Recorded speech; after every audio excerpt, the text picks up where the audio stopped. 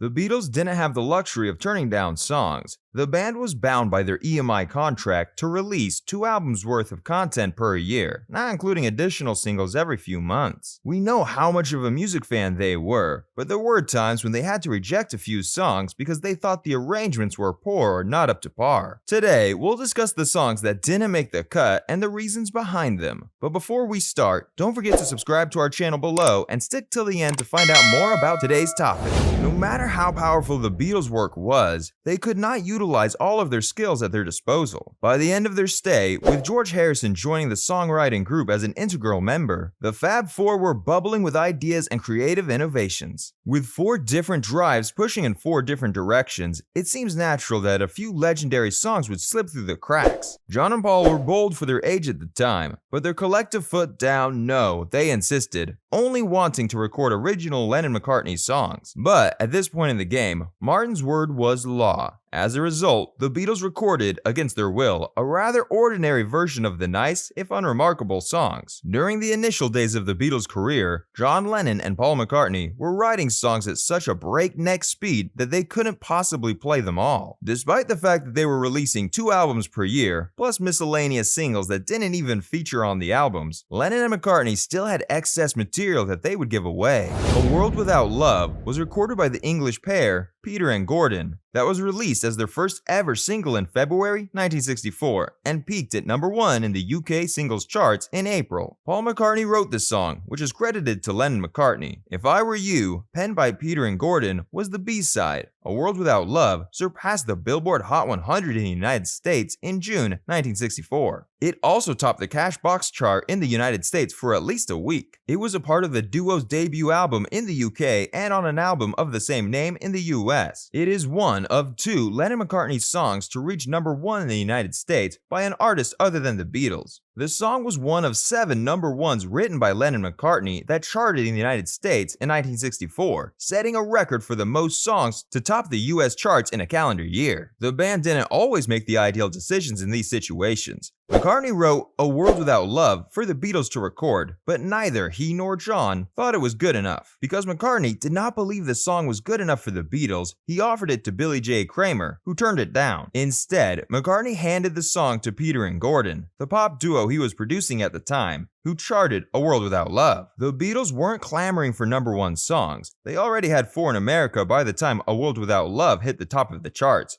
But even their scraps were becoming massive hits. A World Without Love, Peter and Gordon's debut single, was credited to Lennon-McCartney, but written entirely by McCartney. McCartney wrote the song when he was a teenager, and Lennon found the opening line, "Please Lock Me Away," humorous. However, neither thought the song was good enough for the Beatles to record, so the tape sat unused until McCartney gave it to Asher and Waller. McCartney kept writing songs for the duet, including Nobody I Know, I Don't Want to See You Again, and Woman. McCartney's songs for the duet charted well, but none were as successful as A World Without Love. Looking back at the song's history, it's clear why McCartney composed it and for whom. The hilarious opening line always used to please John. McCartney said of the song's reaction, "Please confine me, yes, good. Song over. I suppose that was received for the past. Please confine me, yes, good. Song over. I suppose that was revived from the past." Lennon stated of the song, "I believe he had the entire song before the Beatles. That features the words 'Please Lock Me Up,' which we used to laugh at." McCartney created the song when he was 16 years old. He submitted the song to Asher and Gordon Waller after the pair acquired a recording contract as Peter and Gordon when he moved into the London house of his old girlfriend, Jane Asher, in 1963, where they shared a room with her brother, Peter Asher. I'll Be On My Way, written early in the band's history, mainly had gone out of favor by the time the Beatles became recording artists. "It's a little too June Moon for me," McCartney told Barry Miles for the book many years from now. I'll Be On My Way is regarded as the first song that Lennon and McCartney gave away, with the Billy J. Kramer and the Dakotas version included on the EMI album. Buddy Holly's musical and lyrical style may have impacted the song. To make himself feel better, the persona forces a happy-go-lucky attitude towards his breakup. Similar to Holly's 1959 song, It Doesn't Matter Anymore. The Beatles recorded this song on April 4th, 1963, at the BBC Paris Theatre in London, and it was broadcast on the BBC radio show Side by Side on June 24th, 1963. This is the only known recording of the Beatles' I'll Be On My Way, and it features McCartney and Lennon on lead vocals. Although the song was finally assigned to Kramer, the Beatles performed it once. That was during their appearance at the BBC studios in June 1963 as one of the 5 songs recorded on the 24th. This was the band's final performance of the song before abandoning it entirely in favor of their more familiar mix of original music and covers. Despite being fired by the band, Kramer was able to propel I'll Be On My Way to number 2 upon the UK singles charts. Another Lennon-McCartney composition, From Me to You, kept it from reaching number 1. Later that year, Kramer went to number 1 with another Lennon-McCartney throwaway, Bad to Me, demonstrating the power of Beatlemania in its early stages. While we know that McCartney rejected this song, let us consider why he did so and why it was passed on to other artists. Indeed, McCartney wanted his band to stand out as unique so that every time they made a song, it should be different from the ones they had previously heard. It should be different from the ones they had released previously, and people appreciate them for more quality music. Paul McCartney was the greatest songwriter of the 1960s. With number 1 hits on both sides of the Atlantic, McCartney and his Beatle bandmate, John Lennon, became the decade's most acclaimed and recognizable songwriters. At times, listeners heard McCartney's music and lyrics without hearing any Beatles songs. Paul McCartney wrote many songs never used in their discography, and the same can be said for his discography. McCartney was a pop music expert like the world had never seen before, able to flick songs out at will with his partner in crime, John Lennon. As a result, some of the songs found new homes with other artists who could put their own spin on them. Some singer-songwriters have a reputation for dishing out hits to their peers. McCartney and the Beatles' discography is so extensive that this does not apply to him, at least not yet. The pinnacle of his reputation, that doesn't mean he didn't write many songs that ended up in the hands of other artists. Compared to current music sensations such as Sia and even Taylor Swift, who have written plenty of music for their companions, McCartney takes a much more focused approach to his songwriting, and where he's willing to give away his tracks. If there's one particular thing, it's that his songwriting has a wide range. Whether it's the pop jaunt It's For You, or the more menacing rock and roll I Wanna Be Your Man, which he and his songwriting partner gave to their oblivious rivals, the Rolling Stones. Lennon and McCartney expressed a desire to emulate the success of composing duos such as Goffin and King.